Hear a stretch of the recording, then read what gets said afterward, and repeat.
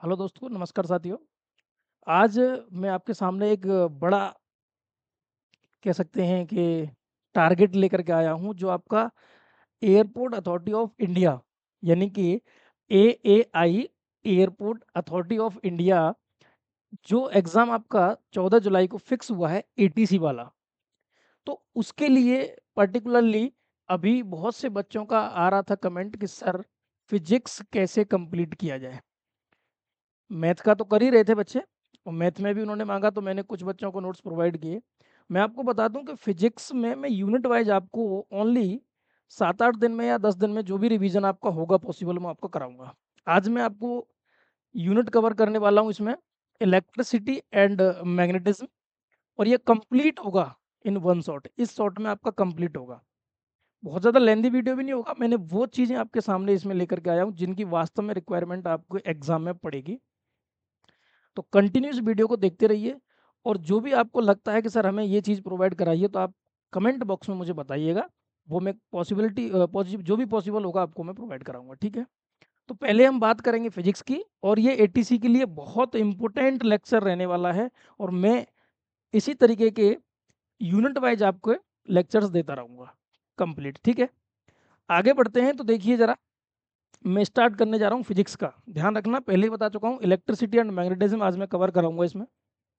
सबसे पहले बात करते हैं हम, तो चार्जेस क्या होता है। एक मिनट। इलेक्ट्रिसिटी की जब हम बात करते हैं तो सबसे पहले हमारी समझ में आना चाहिए कि चार्ज क्या होता है। और चार्ज के बारे में अब हम बात करें,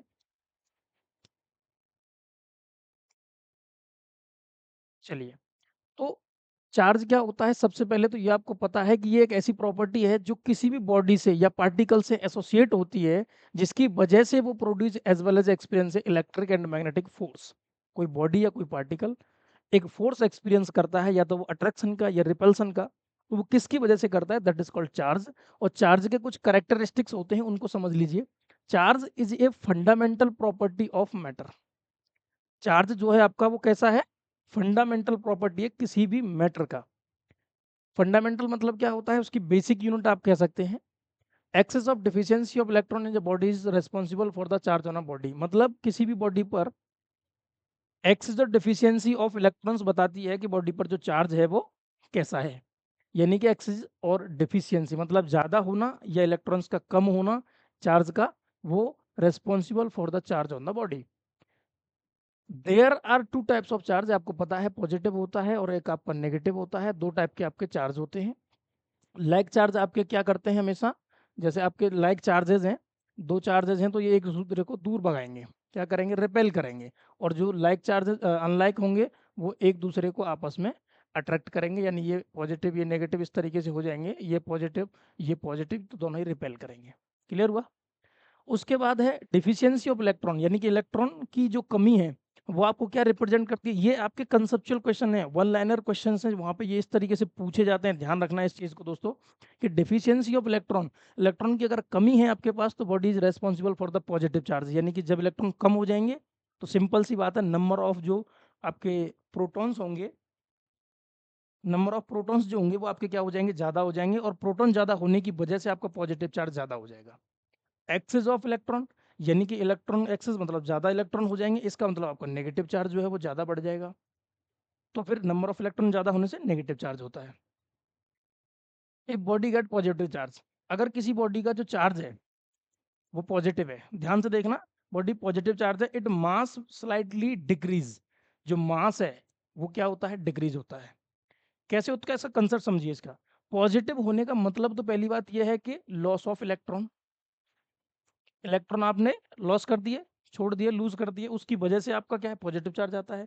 तो जो इलेक्ट्रॉन गए उनका भी तो कुछ मास होगा, इनका जो मास होगा वो आपका कम हो गया, तभी आपका ऑलमोस्ट किसी पार्टिकल का जो मास है वो कम हो जाता है। दूसरा केस इसी जगह पर क्या है आपका, if body given negative charge. अच्छा, नेगेटिव चार्ज का मीनिंग क्या है, नेगेटिव चार्ज का मीनिंग क्या होता है, नेगेटिव चार्ज है इसका मतलब क्या है, आपके इलेक्ट्रॉन्स जो हैं वो बढ़ चुके हैं, इलेक्ट्रॉन्स जो है वो बढ़ चुके हैं प्रोटॉन्स की कंपैरिजन में। यानी कि जो प्रोटॉन्स हैं वो कम है, इलेक्ट्रॉन्स जो हैं वो ज़्यादा हैं, और इलेक्ट्रॉन्स ज़्यादा हैं तो इसका मतलब क्या हुआ, अब आपका जो मास है वो भी आपका इलेक्ट्रॉन वाला जो मास है वो बढ़ेगा, जो भी मास होगा। तो सिंपल सी बात है, ओवरऑल उस बॉडी का जो मास है वो बढ़ जाएगा। उसके बाद charge is relatively invariant, that is does not change with motion of charge या पार्टिकल। पहली बात, जो चार्ज है आपका किसी भी बॉडी पर वो क्यू से रिप्रेजेंट किया जाता है। ये आपका चार्ज की यूनिट होती है क्यू, यानी कि रिप्रेजेंट किया जाता है क्यू से, यूनिट होता है कूलम। ये कभी भी आपका उसकी पोजीशन पर डिपेंड नहीं करेगा, ये जितना रेस्ट में होगा उतना ही उसकी मोशन में होगा, चार्ज उस पर फिक्स रहेगा। वो चीज़ें अलग हैं, वो केस अभी बाद में बताएंगे कि फ्रैक्शन भी होता है, उससे चार्ज डेवलप भी होता है, वो अलग केस है। लेकिन डेवलप होने का मतलब क्या है, दूसरी बॉडी से इलेक्ट्रॉन ट्रांसफर हो जाना, ठीक है ना, वो डिसबैलेंस नहीं होते हैं, उधर से उधर ट्रांसफर होता है बस। उसके बाद क्या, charge is a scalar quantity, ऐसा यूनिट क्या है इसका, कूलम्ब है। और वन इलेक्ट्रोस्टैटिक यूनिट यानी वन ईएसयू का मतलब होता है 1/3 × 10⁹ कूलम्ब, ये आप सारी चीज़ें याद कर लेना। और ईएमयू का मतलब होता है 10 कूलम, एक वन ईएमयू का मतलब। Charge is derived physical quantity है और इसका जो डायमेंशन है वो 80 होता है, याद रखना। चार्ज इज क्वांटाइज्ड, क्वांटाइज्ड मतलब ये है कि Q इक्वल टू एनी वाला फॉर्मूला जो आपने पढ़ा था ये होता है, प्लस माइनस लगता है इसके सामने। Q इक्वल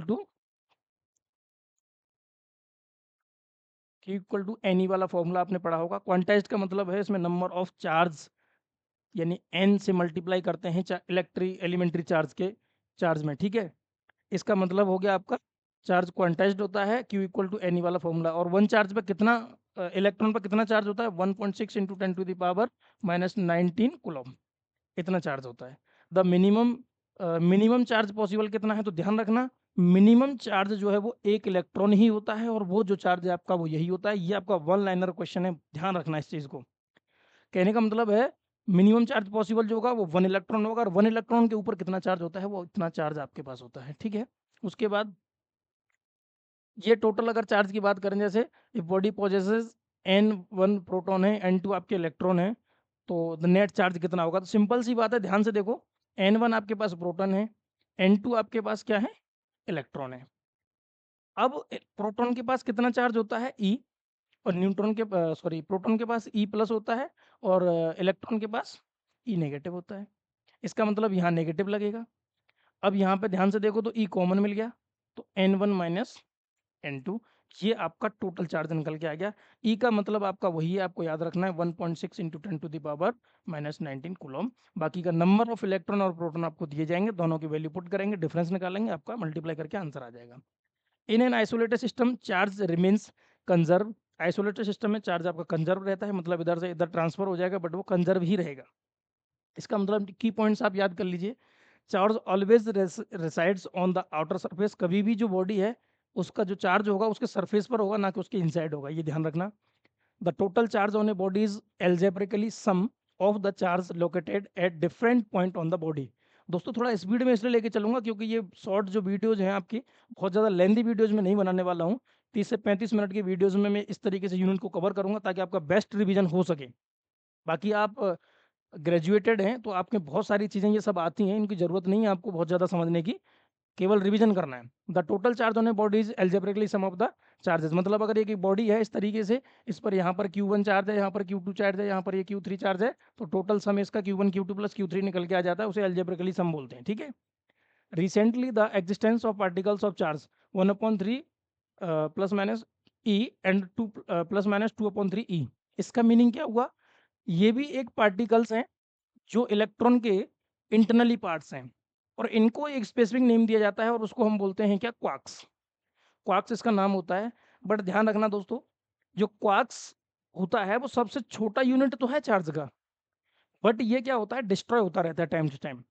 इसका मतलब इलेक्ट्रॉन के अंदर ये एग्जिस्ट तो करता है ये क्वार्क्स, बट क्या करता है, ये डिस्ट्रॉय हो जाता है और फिर से ये जनरेट होने लगता है, मतलब इलेक्ट्रॉन के अंदर ही ये बनता है और बिगड़ता रहता है, इसलिए उसको हम कंसीडर नहीं करते हैं। इलेक्ट्रॉन जो है वो फिक्स रहता है, इसमें कोई भी चेंजेस नहीं आते, इसलिए इलेक्ट्रॉन को हम एलिमेंट्री चार्ज मानते हैं, ठीक है। उसके बाद है आपका method of charging a body, body को कैसे चार्ज किया जा सकता है, ये ध्यान रखना, वहाँ पर क्वेश्चन बनता है बॉडी को चार्ज करने के टाइप्स में। तो बाई रबिंग या फ्रिक्शन से भी चार्ज को ट्रांसफर किया जा सकता है। बाई कंडक्शन, कंडक्शन मतलब क्या होता है, एक चार्ज बॉडी है आपके पास, एक अनचार्ज बॉडी है, चार्ज बॉडी को अनचार्ज बॉडी के कांटेक्ट में लेके आएंगे तो चार्ज जो है वो दोनों में क्या हो जाएगा, डिस्ट्रीब्यूट हो जाएगा, और बॉडी जो अनचार्ज थी वो भी आपकी चार्ज हो जाएगी। इस पेयर लेकर के बता सकते हैं आप, जैसे ए और बी दोनों। इंडक्शन का मतलब क्या होता है, देखो ये दो दिखाए गए हैं, ये पहले दोनों एक जगह पर थे, इनके पास ये कोई चार्ज रॉड लेकर के आए, और उस चार्ज रॉड ने क्या किया, पॉजिटिव है तो ये नेगेटिव पार्टिकल्स को अपनी तरफ अट्रैक्ट करेगी। जैसे ही इस पूरे सिस्टम के पॉजिटिव नेगेटिव चार्ज पॉजिटिव की तरफ अट्रैक्ट होंगे, इधर से इधर जाएंगे, तो जो पॉजिटिव होंगे आपके इस वाले सिस्टम के, वो इधर की तरफ आ जाएंगे, मतलब आपस में पोलराइज बन जाएंगे। ये पॉजिटिव हो जाएगा, नेगेटिव हो जाएगा, तो ये नेगेटिव इधर, पॉजिटिव इधर। अब हम इन दोनों को सेपरेट करेंगे तो ये वाला हो जाएगा नेगेटिव चार्ज और ये वाला हो जाएगा पॉजिटिव चार्ज, और यहाँ पर आपको इसी तरीके से दिखाया गया, देख लीजिए दोनों को। इसको इंडक्शन बोलते हैं, मतलब टच करना नहीं, without touching another third body को, और इन दोनों बॉडी को आपस में हमें अनचार्ज कर देना है, सॉरी चार्ज कर देना है। एग्जाम्पल दिया गया, which of the following charge is not possible. अब देखो यहाँ पे इंपॉर्टेंट क्वेश्चन है इस तरीके का, इनमें चारों ऑप्शंस में से कौन सा क्वेश्चन बता रहा है कि चार्ज इज नॉट पॉसिबल।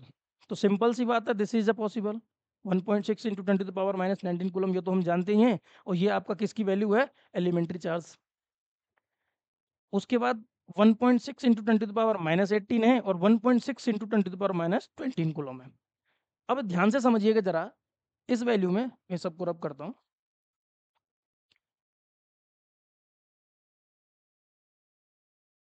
ध्यान से समझिएगा जरा, ये 1.6 इंटू 10⁻19 है। अगर मुझे ये 20 करना है तो इसका मतलब इसमें 10⁻⁻1 करना पड़ेगा मल्टीप्लाई, और 10⁻⁻1 का जो मतलब होता है 1/10 होता है। क्या ये नंबर ऑफ इलेक्ट्रॉन हो सकते हैं 1/10? क्या 1/10 नंबर ऑफ इलेक्ट्रॉन पॉसिबल है? नॉट पॉसिबल, क्योंकि 1/10 तो कोई नंबर ऑफ इलेक्ट्रॉन होते नहीं, फ्रैक्शन में नंबर ऑफ इलेक्ट्रॉन कभी हो ही नहीं सकते।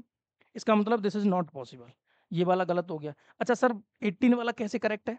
तो ध्यान से देखिए जरा, 1.6 इंटू 10⁻⁻19 है, अगर मुझे इसको 18 करना है माइनस का, तो मुझे इसमें 10⁻+1 का मल्टीप्लाई करना पड़ेगा, और 10⁻+ का मतलब क्या है कि 10 इलेक्ट्रॉन्स का मुझे इसमें मल्टीप्लाई करना पड़ेगा। इसका मतलब यहाँ जो वैल्यू है, मैं इसको ऐसे भी लिख सकता हूँ 10e, ये वाला जो है इसको मैं क्या लिख सकता हूँ, 10e भी लिख सकता हूँ, यानी 10 इलेक्ट्रॉन्स हैं इसमें, इसमें एक इलेक्ट्रॉन है, इसमें इलेक्ट्रॉन्स है ही नहीं, तो ये चार्ज एग्जिस्ट ही नहीं करेगा, ध्यान रखना। तो ये वाला ऑप्शन आपका करेक्ट हो जाएगा। टोटल निकालना है, देखो इस तरीके से आपका टोटल सम कर देंगे। एल्जेब्रिकली सम का मतलब क्या है, एल्जेब्रिकली सम का मतलब है जिसके सामने जो भी साइन है उसको पुट करके उसका सम निकालना है, ठीक है। नेक्स्ट आगे बढ़ते हैं हम। अब है हमारा एग्जाम्पल 3 दे रखा है कि आपका एक कूलम्ब में टोटल नंबर ऑफ चार्जेस कितने होते हैं, एक कूलम्ब के अंदर कितने चार्ज होते हैं टोटल। तो इजी बात है, बहुत छोटी सी बात है, Q इक्वल टू एन ही हमने पढ़ रखा है, और यहाँ से एन यानी कि नंबर ऑफ चार्ज अगर मुझे निकालने हैं तो Q/E हो जाएगा। Q मतलब बोला गया 1 कूलम, इसका मतलब 1 हो गया, और E मतलब क्या होता है 1.6 इंटू 10⁻⁻19 हो गया। इसको जब आप सॉल्व करोगे तो आपका जो आंसर निकल के आता है कितना आता है, 6.25 इंटू 10⁻+18, यानी इतने इलेक्ट्रॉन आपके 1 कूलम चार्ज के अंदर एग्जिस्ट करते हैं, ध्यान रखना। और ये डायरेक्ट आपको याद भी होना चाहिए, डायरेक्ट आपको याद भी होना चाहिए, 6.25 into 10⁻18 electrons in 1 coulomb charge. उसके बाद एग्जांपल दे रखा है एन इलेक्ट्रॉन, ये एग्जांपल्स आप खुद से सॉल्व कर लेना दोस्तों, क्योंकि इधर बहुत टाइम लगेगा, सॉल्यूशन इधर दे भी रखा है, तो आप इनको पढ़ लेना। मैंने इसलिए ये दे रखे हैं क्योंकि इंपॉर्टेंट क्वेश्चंस हैं आपके। कूलम्स लॉ क्या होता है आपको पता है? कूलम लॉ ये कहता है कि जब दो चार्ज आपके इस तरीके से सेपरेटेड हैं, एक चार्ज यहाँ पर है, एक चार्ज यहाँ पर है, इनके बीच में कुछ डिस्टेंस है, तो इन दोनों चार्जेस में यानी कि Q1 और Q2 में, इन दोनों के बीच में एक फोर्स लगता है, इलेक्ट्रोस्टैटिक फोर्स जिसको बोला जाता है, इसको F से हम रिप्रेजेंट करते हैं। और ये जो फोर्स होता है वो डायरेक्टली प्रोपोर्शनल इन दोनों चार्ज के प्रोडक्ट के होता है, जबकि यही जो फोर्स है वो इन्वर्सली होता है इसके बीच के डिस्टेंस के स्क्वायर के। जब दोनों को कंबाइन करेंगे तो पता चलता है कि F directly proportional to Q1 Q2 upon R square inversely proportional होता है। फिर यहाँ से इन्वर्सली प्रोपोर्शनल का साइन जब हम हटाते हैं तो यहाँ से प्रोपोर्शनलिटी के साइन की जगह पर आता है आपका K और Q1 Q2 upon are square. और ये जो K होता है इसको हम इलेक्ट्रोस्टैटिक कांस्टेंट बोलते हैं, जिसकी वैल्यू जो होती है वो 1/4πε0, ये इसकी वैल्यू होती है। याद रखना इस चीज़ को, इम्पोर्टेंट है। यहाँ पर दे भी रखा है, क्लियर हो गया आपका। अब यहाँ पे आप इसकी भी वैल्यू याद कर लो, K की वैल्यू डायरेक्ट भी क्या होती है 9 इंटू 10⁻9 होता है, ये भी आप याद कर लीजिए, यहाँ पे ये लिखा है ना, के की वैल्यू देखो ये रही 1/4 एप्सिलॉन नॉट किसके इक्वल होता है 9 × 10⁹ न्यूटन मीटर स्क्वायर के इक्वल होता है। ये भी आप याद कर लेना, ठीक है। अब उसके बाद क्या है, रिलेटिव परमिटिविटी क्या होती है, तो रिलेटिव परमिटिविटी का मतलब है आपका ये एप्सिलॉन वाला पार्ट, यानी यहाँ पर एक वर्ड हमने यूज किया है इसके अंदर एप्सिलॉन। अब ये एप्सिलॉन क्या होता है, तो एप्सिलॉन मतलब होता है परमिटिविटी ऑफ द मीडियम। जो भी मीडियम होते हैं हमारे पास उसकी परमिटिविटी, यानी कि उस मीडियम में कितना परमिटिविटी है किसी चीज को अपने से पास होने की। अगर यहाँ पर हम मीडियम ले आएंगे तो वो उसको हम ई जो है एप्सिलॉन जो है मीडियम का हो जाता है, ठीक है। यहाँ पर आपका ये आर दे दिया है, रिलेटिविटी बोल देते हैं आर को, ठीक है। तो रिलेटिव की बात जब भी हम करते हैं तो ई एप्सिलॉन जो एप्सिलॉन आर है वो आपके मीडियम अपॉन में आता है, जैसे एप्सिलॉन अपॉन एप्सिलॉन नॉट हो जाता है। मीडियम के रेस्पेक्ट में आप किसी दूसरे की परमिटिविटी देख रहे हैं मीडियम की, उसी को रिलेटिव परमिटिविटी बोला जाता है। और इसकी डायरेक्ट वैल्यू के होती है जिसको डाई इलेक्ट्रिक कांस्टेंट बोला जाता है।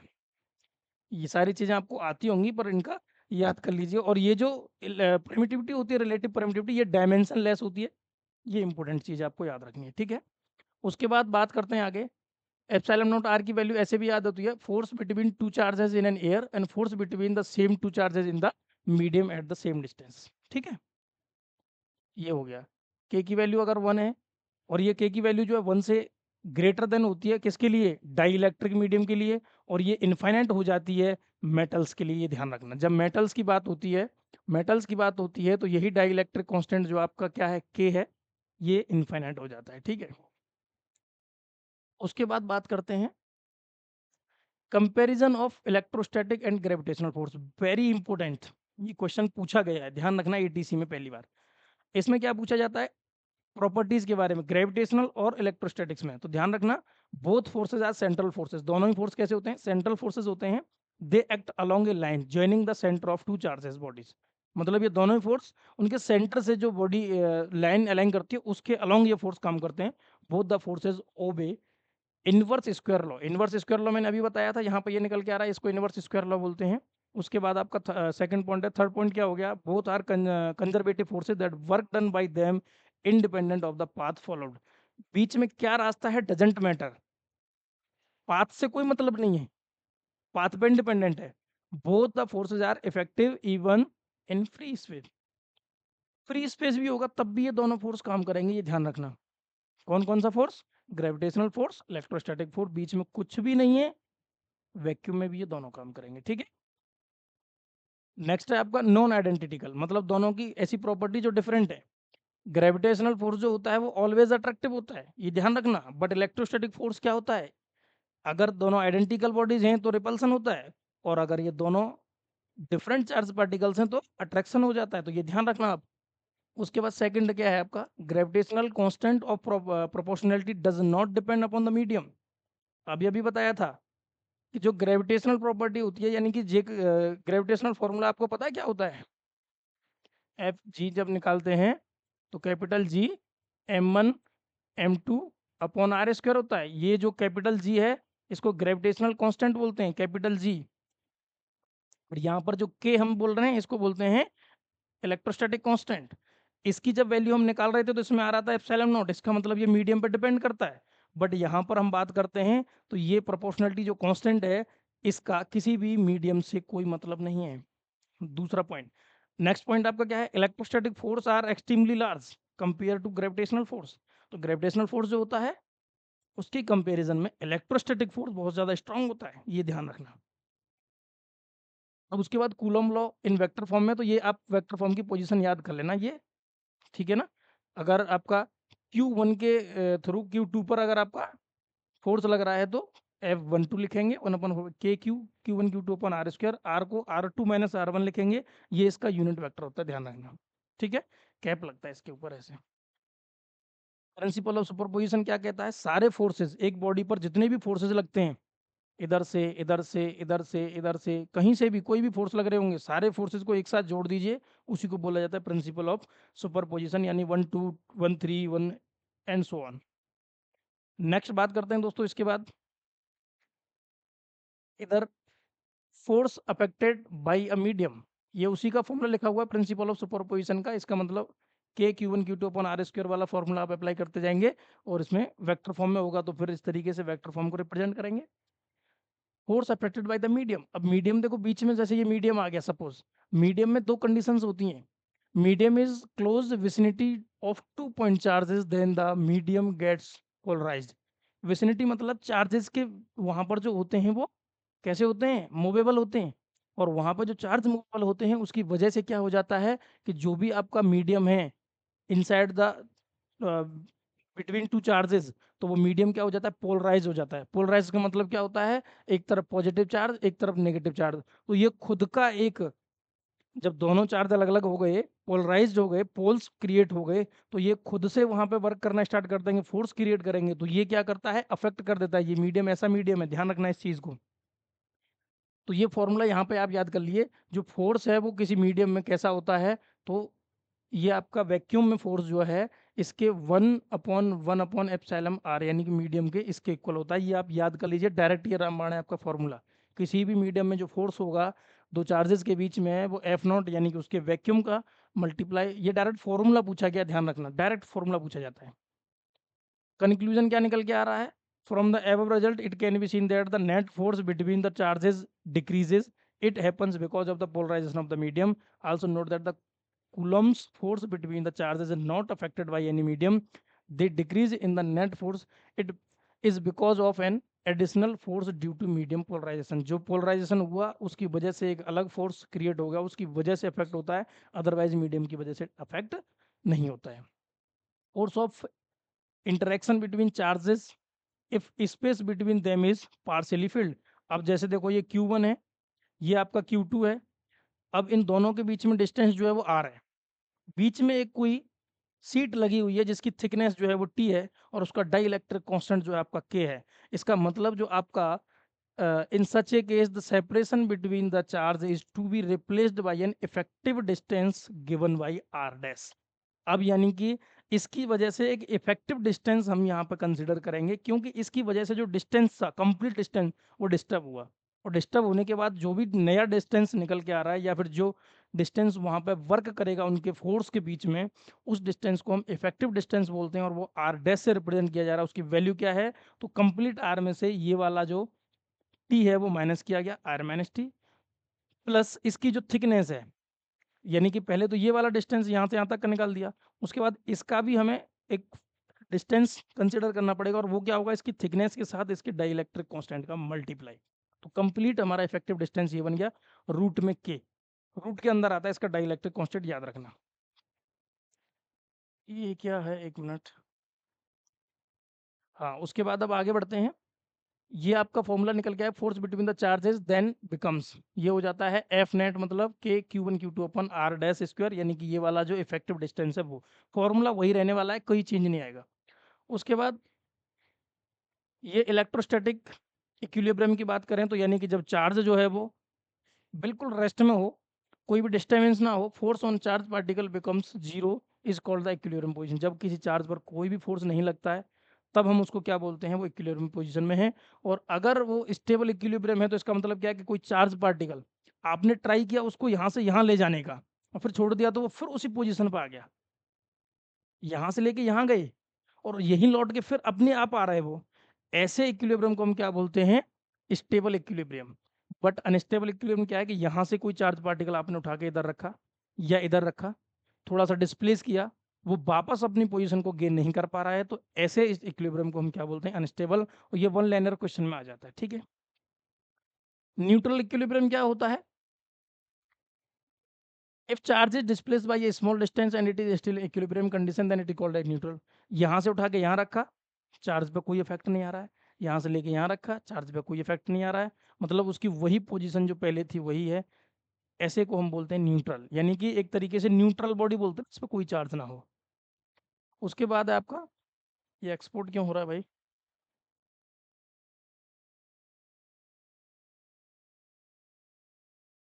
चलिए होने दीजिए, हम आगे देखते हैं। लिमिटेशंस ऑफ कूलम्स लॉ, ये इंपॉर्टेंट है, इंपॉर्टेंट है, लिमिटेशन पूछा जाता है कूलम्स लॉ का, लाइनियर क्वेश्चंस में आता है। Coulomb law can not be applied if the point charge are not at the rest, जब पॉइंट चार्ज आपके रेस्ट में नहीं होंगे, मोशन कर रहे होंगे, तो वहां पर आपको कूलम्ब्स फोर्स अप्लाई नहीं होगा, क्योंकि वहां पर चार्जेस पर खुद जब मोशन करते हैं तो खुद चार्ज पर वहां पर फोर्स अप्लाई होता है। ध्यान रखना इस चीज को। उसके बाद Coulomb's law can not be applied if the shape of the charge is arbitrary, because देखो जब चार्जेस इस तरीके से,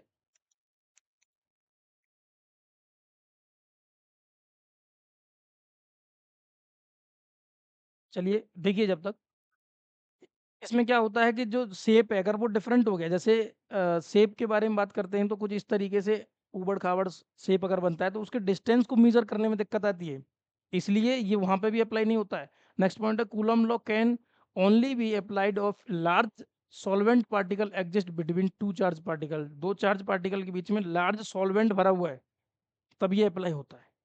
ठीक है। Coulomb's law cannot be used directly to calculate the charge on big planet, बड़े planets पर डायरेक्ट ये यूज नहीं होता है, और क्यों नहीं होता है उसका लॉजिक क्या था, because of the arbitrary shape of the planet, planet की शेप आर्बिट्रेटरी होती है एकदम, सरफेस ठीक नहीं होती उनकी, रफ नहीं होती है।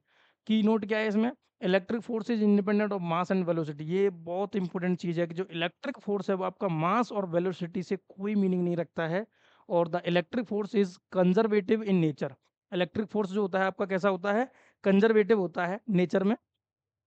Coulomb force is a central force, ये आपका सेंट्रल फोर्स है, मतलब ये सेंटर से ही लगता है यानी ओरिजिन से ही लगता है। Electric force act an action reaction pair, that is the two charges exert equal and opposite force on each other, ये तो आपको पता ही है। Coulomb's force is much stronger than gravitational force, ये आपको पता ही है। एग्जांपल आपको दिया गया, two charge particle are free to move at one point, however a third charge particle can be placed such that all three particle are in the equilibrium, ये दे रखा है, ये तीन पॉइंट आपके दे रखे हैं। सॉल्यूशन देखिए, for equilibrium to set up the third charge particle should be placed somewhere in between two charge, इनके बीच में कहीं भी एक चार्ज रखा जाएगा। चलो आगे देखते हैं।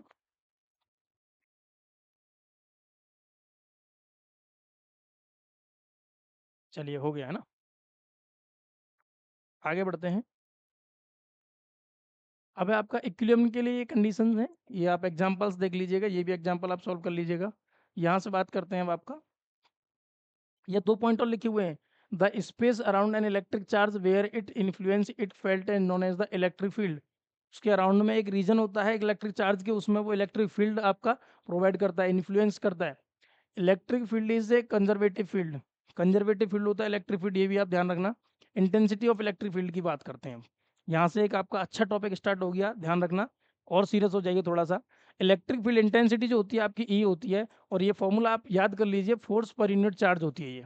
इलेक्ट्रिक फील्ड इंटेंसिटी क्या होती है आपकी, फोर्स पर यूनिट चार्ज होती है, लिमिट लगा दी जाती है जब आपके एक पर्टिकुलर पॉइंट्स पर आपकी पूछी जाती है, ध्यान रखना।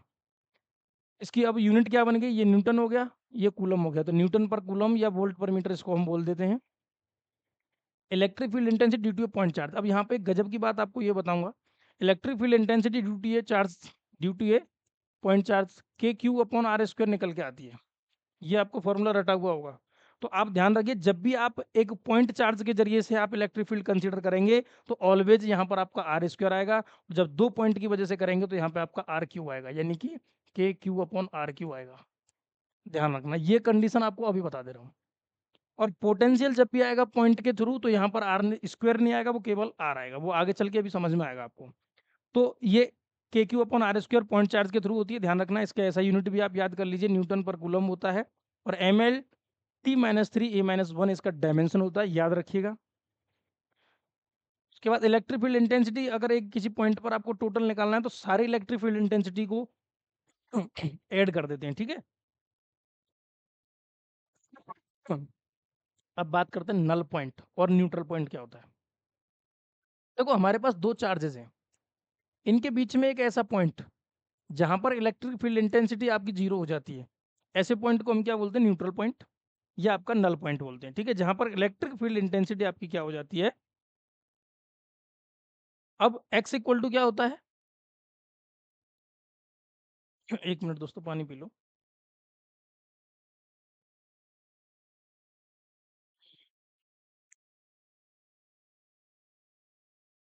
चलिए वीडियो काफी लेंदी होता जा रहा है। नल पॉइंट समझ में आ रहा है, और इसको निकालने के लिए याद रखिए जरा। अब इसमें बोला two charge particle Q1 Q2 are separated by distance d, then the point of zero intensity lie at the distance of x. अब कोई भी डिस्टेंस है, यहाँ से ऐसे एक्स मान लीजिए, तो इधर वाला क्या हो जाएगा, डी माइनस एक्स हो जाएगा, डी माइनस एक्स हो जाएगा। ठीक है, थोड़ा सा अच्छे से लिख देता हूँ। ये दो चार्ज हैं आपके, इनके बीच में जो डिस्टेंस है वो डी है, और कोई पॉइंट जो कहीं भी एग्जिस्ट कर रहा होगा तो उसका डिस्टेंस मान लिया हमने एक्स है, तो इसका डिस्टेंस कितना बचेगा आपका, डी माइनस एक्स। ठीक है, अब आपको x की वैल्यू निकालनी है, तो फॉर्मूला डायरेक्ट होता है d अपॉन रूट के अंदर Q2 upon Q1 plus minus one. अब ये प्लस कब होगा और माइनस कब होगा, ये कंडीशन कैसे पता चलेगी, positive sign for the like charges और negative sign for unlike charges. ठीक है, some important consideration about electric field, two charges plus Q each are placed. अब देखो, इसको आगे वाले पेज पर नजर आएगा आपका, बहुत इंपॉर्टेंट है ये क्वेश्चन है, 1 2 3 4 5। ठीक है, 5 क्वेश्चंस वेरी इंपॉर्टेंट, ये आपको देखने को मिलेंगे। इसमें क्या है कि इक्विलेटरल आपके पास ट्रायंगल है। इक्विलेटरल ट्रायंगल की खासियत क्या है कि इसके दोनों पॉइंट पर प्लस क्यू चार्ज रखे हुए हैं, और आपसे इस वाले पॉइंट पर क्या पूछी जा रही है, इलेक्ट्रिक फील्ड इंटेंसिटी क्या होगी। तो ध्यान से देखिए, इसके थ्रू इस पॉइंट पर इधर होगी इलेक्ट्रिक फील्ड इंटेंसिटी, और इसके थ्रू इस पर इधर होगी इलेक्ट्रिक फील्ड इंटेंसिटी। जब हम नेट इलेक्ट्रिक फील्ड इंटेंसिटी कैसे निकालेंगे, तो इसको हम क्या करेंगे, रिजोल्व करेंगे। इधर रिजोल्व करेंगे तो ये क्या बनेगा, ई कॉस थीटा, और इधर करेंगे इसको तो बनेगा ये ई साइन थीटा। ऐसे इस वाले को करेंगे तो ये इधर बनेगा ई साइन थीटा, और इसको ऊपर करेंगे तो ऊपर बनेगा ये ई कॉस थीटा। ये सही दिख नहीं रहा है, 1 मिनट रुक जाओ, राइटिंग सही नहीं आ रही दोस्तों, थोड़ा सा पतला करता हूँ पेन को। देखो, इधर जो है इसको जब हम रिजोल्व करेंगे तो ये ई कॉस थीटा आएगा, और इसको इधर रिजोल्व करेंगे तो ये बनेगा ई साइन थीटा। ऐसे ही इस वाले इलेक्ट्रिक फील्ड इंटेंसिटी को रिजोल्व करेंगे तो ये बनेगा ई साइन थीटा, और ये ऊपर जाएगा तो इसका एक बनेगा ई कॉस थीटा। तो टोटल आपको नजर आ रहा होगा ई कॉस थीटा दोनों ऊपर जा रहे हैं, दोनों ऐड हो जाएंगे, ये दोनों एक दूसरे के अपोजिट जा रहे हैं, तो ये और ये दोनों कैंसिल हो जाएंगे, इसलिए आपका आंसर निकल के आ रहा है 2 ई कॉस थीटा। अब थीटा यहाँ पर कैसे निकल के आ रहा है, तो थीटा देखिए ध्यान से, अब ये थीटा जो पूरा था इसका हाफ हो गया, इसलिए फॉर्मूला क्या निकल के आया, 2 e cos θ/2। ये फॉर्मूला आप याद कर लीजिए, वैल्यू पुट करेंगे तो cos थीटा यानी कि 60 डिग्री, 30 डिग्री आ जाएगा, तो 2e cos 30 डिग्री, और cos 30 की वैल्यू क्या होती है, तो cos 30 की वैल्यू होती है 2e√3/2, और ये 2 से 2 कैंसिल हो जाएगा, और आंसर आपका √3 होता है, आंसर आ जाएगा √3 आपका e। ठीक है, ये निकल के आ जाएगा। इसके बाद e की वैल्यू जब आप निकालते हैं, ई डैश आपका निकल के आएगा, तो के क्यू अपॉन आर स्क्वायर, वो आपको पहले ही बताया था, ई की वैल्यू पुट करेंगे तो के क्यू अपॉन आर स्क्वायर हो जाएगा, ये आपको पहले ही बताया था। ठीक है, अब ये √3 आगे लग जाएगा, के की वैल्यू 1.45 पुट कर देंगे। नेक्स्ट आप देखेंगे टू चार्जेस हैं, प्लस माइनस रख दिए इस बार, तब कंडीशन क्या होगी, तो कंडीशन ये होगी, पहले तो दोनों ऐसे जा रहे थे, इस बार लेकिन प्लस से तो इंटेंसिटी दूर होती है, और नेगेटिव की तरफ इंटेंसिटी, मतलब इस वाले की तरफ इंटेंसिटी और इस वाले से दूर इंटेंसिटी। अब इसमें भी रिजोल्यूशन होगा, ध्यान से देखो, इधर जो आ रहा है इलेक्ट्रिक फील्ड इंटेंसिटी, इसको दो डायरेक्शन में रिजोल्व करेंगे, एक थीटा के अलोंग, एक थीटा के दूसरी साइड। इधर जो होगा इसको बोलेंगे हम ई थीटा के, ई साइन थीटा बोलेंगे इसको, और इस वाले को बोलेंगे ई कॉस थीटा, सेम उसी तरीके से।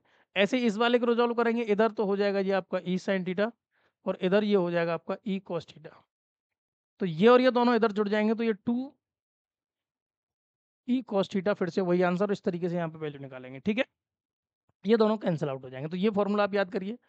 अब एक चीज ये मोस्ट इंपोर्टेंट है आपका, एक इक्विलेटरल ट्रायंगल है, उसके तीनों पॉइंट्स पर आपके क्या चार्ज रखे हुए हैं, क्यू क्यू क्यू, तो उसके जो सेंट्रॉइड होता है बीच में, उस पर कितना चार्ज होगा टोटल, तो वो आपका होगा 0। ये आप याद कर लीजिए। उसके बाद एक स्क्वायर दिया गया है, स्क्वायर दिया है तो इसमें देखो 3 पॉइंट पर आपका प्लस चार्ज रखा हुआ है, चौथे पॉइंट पर आपसे इलेक्ट्रिक फील्ड इंटेंसिटी पूछी गई है। इस केस में डायरेक्ट आपका आंसर जो निकल के आ रहा है वो ई रूट में 2 + 1/2 आ रहा है, लेकिन मैं बता देता हूँ कैसे आ रहा है। इसके थ्रू इंटेंसिटी जो है ई डैश है, बाकी इन दोनों के थ्रू ई ई है, क्यों है इसके थ्रू? क्योंकि इसका डिस्टेंस बदल गया, इसका डिस्टेंस जो है a√2 निकल के आएगा, स्क्वायर का डायगोनल आपको a√2 निकल के आता पता होगा आपको।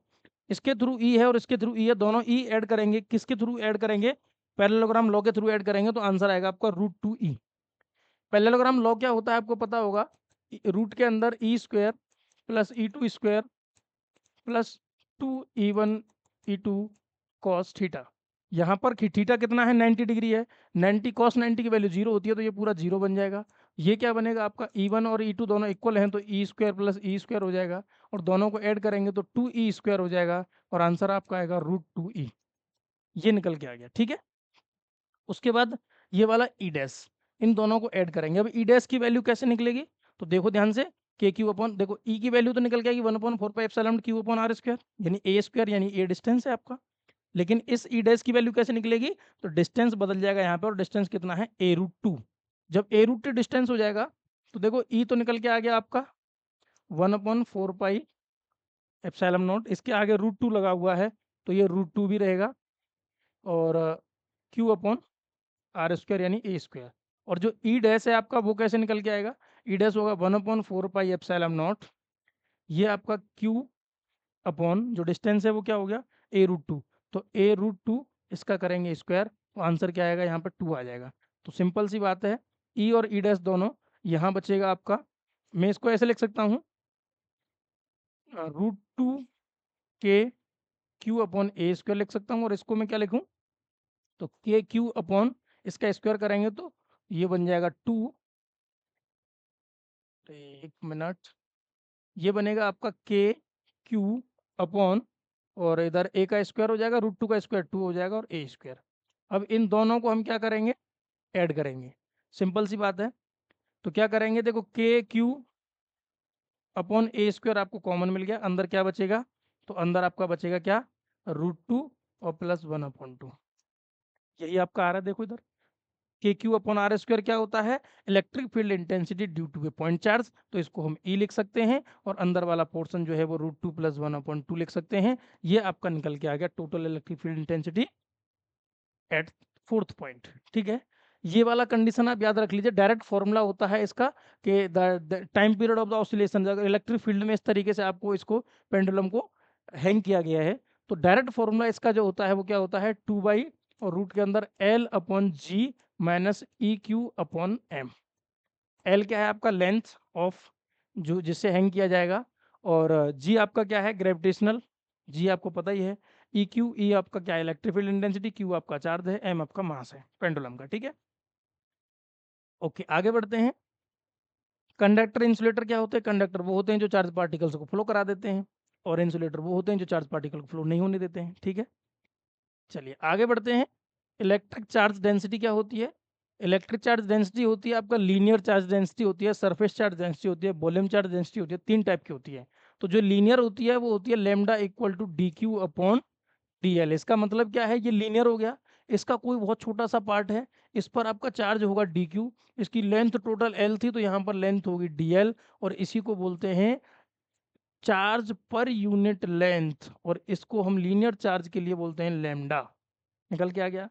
सरफेस के लिए जब हम बात करते हैं, तो सरफेस वाले में इसको हम सिग्मा से रिप्रेजेंट करते हैं, और सिग्मा की जो वैल्यू निकल के आती है, यानी कि इसी तरीके से स्मॉल चार्ज होगा तो स्मॉल एरिया होगा, यहाँ पर लेंथ नहीं होगी, क्योंकि यहाँ पे एरिया होगा, सीट की बात करी जाएगी, यहाँ पर ध्यान रखना, इस तरीके की सीट होगी, ऐसे सीट होगी, ये चार्ज होगी आपकी, इस तरीके की सीट आपकी चार्ज होगी, क्लियर हुआ।